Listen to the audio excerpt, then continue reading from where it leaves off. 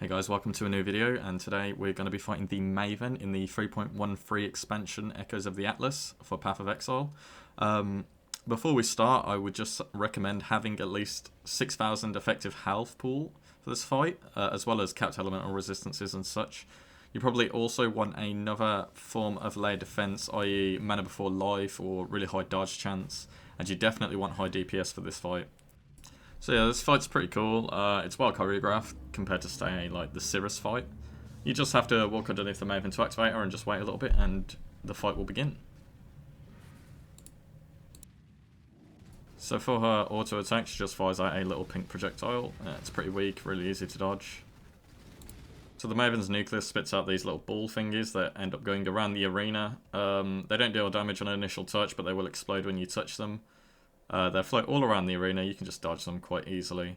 Basically, she has a little ability where she'll say mine, and they'll all turn pink and follow you and explode, which we're not going to see in this video because I will kill her too fast. So the Maven nucleus will also fire out the gravity well projectiles, which will be seen shortly.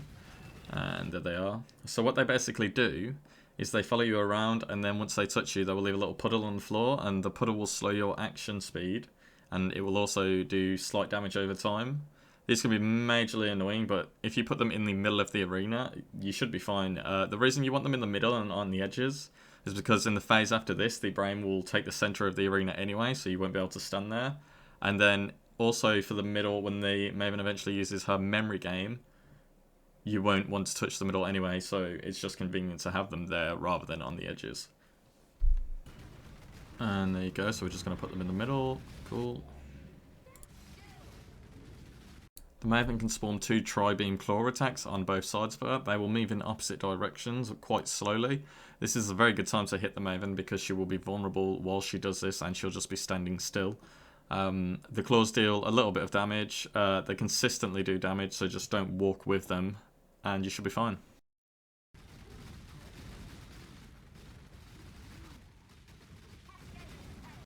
When the Maven says a cascade of pain, she is firing a cascade of projectiles at you that deal cold damage. They deal about 5,000 cold damage each, so you definitely want to dodge these at all costs. The easiest way to do it is to flame dash behind her, or you can activate a flask and run left and right, and you will probably dodge them, but it's always easier to just keep flame dashing. So once you deplete the Maven's health the first time, the nucleus will step in and say something like pain will be returned tenfold. You have to quickly run to these edges of the arena or it will kill you with that giant explosion that you just saw. So when the Maven's nucleus takes the center stage, it will fire these 2 beams on both sides of it. These 2 beams will always connect to the 2 panels that you were just standing on. So to avoid it, just stand where the panels aren't. If the beams hit you, they will give you a debuff for 10 seconds, which does not allow you to regenerate life or leech life, so you definitely want to avoid those beams as they are quite lethal. So in this phase, the Maven's nucleus will be on the center. Continuous bosses from maps will spawn while you have to defeat the Maven's nucleus. Once you get it down to a certain amount, it will go back to its original position and the Maven will swap places with it. Her health will be fully replenished. However, the Maven's nucleus will always stay on the same amount of health for the next phase. Yeah, this phase is pretty easy, especially if you've put the gravity wells on the center, because as you can see, the Maven's nucleus is just on top of them, and you don't have to worry about them. From the second phase onwards, the Maven can initiate the memory game with the voice line, "Death will not be an escape." She will split the arena into 3 different sections and then light up specific sections in a pattern, and you'll have to input that pattern by running to those sections in that specific order. The first time she does it, there'll be 3, but after that the rest will have 6. While you input the pattern, a pink bubble will emanate from her feet and make its way to the edges of the arena. If you run over the pink bubble, it'll slow you and deal damage over time, and if you get the pattern wrong, the bubble grows faster. That's why you want to stay away from the center of the arena. If the bubble reaches the edges, it'll explode and it does over 40,000 damage, so it's going to kill you.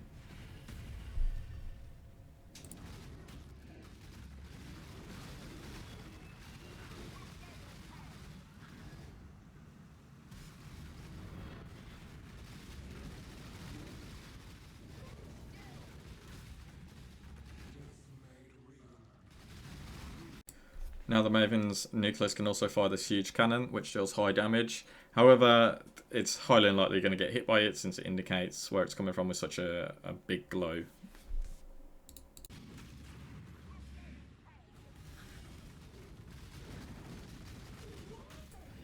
So once again, when you deplete the Maven's health to 0, the Nucleus will come back and do the same as it did in the first phase. Same stuff, just stand on the panels again, avoid the beams that are going to connect to the panels, and then just beat down the Nucleus until it goes away again. It repeats like this until the final phase now, so it's pretty self-explanatory.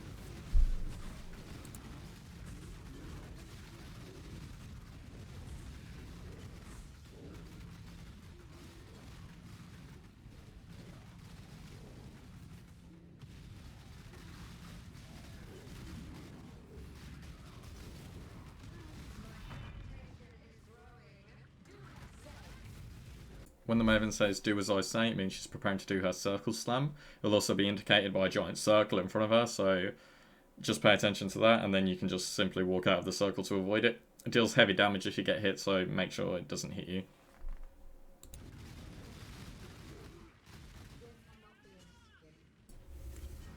So now we've got another memory game. It's going to be a 6-1. It's quite simple.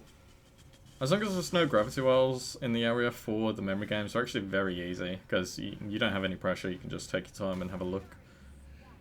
And just use a Quicksilver and Flame Dash to get around very quickly.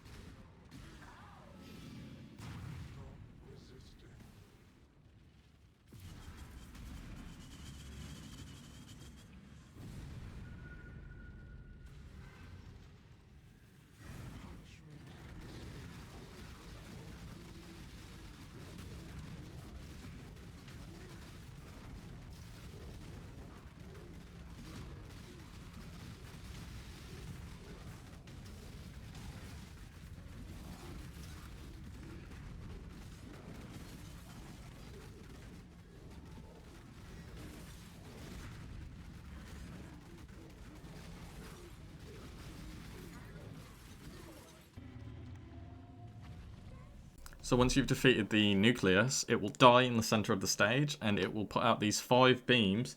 These beams apply the same debuff as the 2 that it has when you fight it initially, except they will stay on the field whilst you fight the Maven now, and even whilst you're doing the memory game, so it can be mighty annoying. But they do have these little gaps that you can just walk through, making it not as bad, but still very dangerous if you're not paying attention.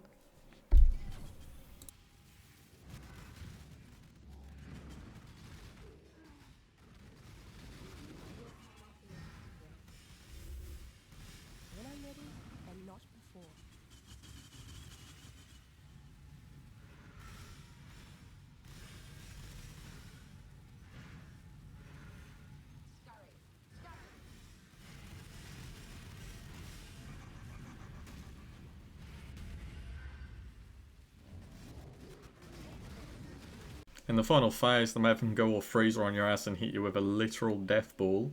It deals huge fire damage, and it increases damage with Ignite, so look out for it. So effectively, at this point, you just want to beat down the Maven as quickly as possible, so you don't have to do any more memory games. This is why you want high DPS for this fight. You can also burst through the phases very quickly with high DPS, making this fight last about 2 minutes, which is great. Obviously, the arena gets proper scuffed if you have a lot of gravity wells, but I only have the 1 down there because I put them in the middle. So yeah, just beat her up, and then she dies. The Envoy comes out and saves her, and basically says, good job, you've just beat up a child. So, good for you. Congratulations. Maven down. Anyway, I hope you enjoyed it. I hope it was helpful. I'll see you next time. Peace.